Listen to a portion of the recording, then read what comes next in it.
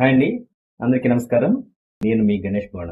Friends, అసలు current అనేది లేకపోతే మనకు రోజు గడవదు కదా.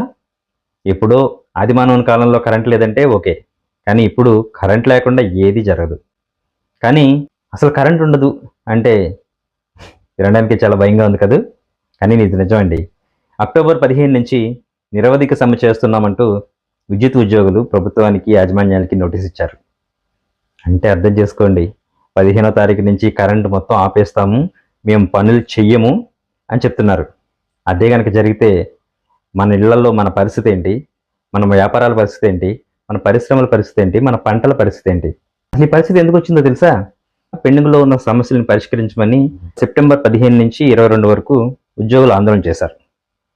సహజంగా వారం రోజుల పాటు ఆందోళన చేస్తే ఏ ప్రభుత్వమైనా లేదంటే ఏ యాజమాన్యమైనా వాళ్ళని పిలిచి మీకు ఏం కావాలి, ఇమీడియట్గా సాల్వ్ చేయాల్సిన సమస్యలు ఏమున్నాయి అడిగి వాళ్ళకి ఎంతో కొంత మంచి అయితే చేయడానికి ప్రయత్నం చేస్తుంది.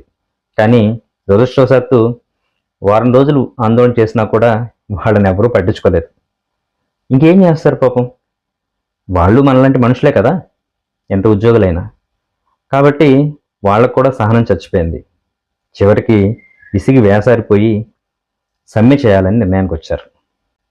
దానికంటే ముందు ఒక 4 రోజులు ధర్నాలు, అలాగే కొన్ని ఆందోళన కార్యక్రమాలు కూడా చేయడానికి ఏర్పాట్లు చేసుకుంటున్నారు. కనీసం అప్పుడైనా యాజమాన్యం స్పందించి తమ సమస్యల్ని తీర్చడానికి చర్చలకు పిలుస్తుందేమో అన్నది వాళ్ళ ఆశ. అప్పటికి కూడా పిలవలేదే అనుకోండి.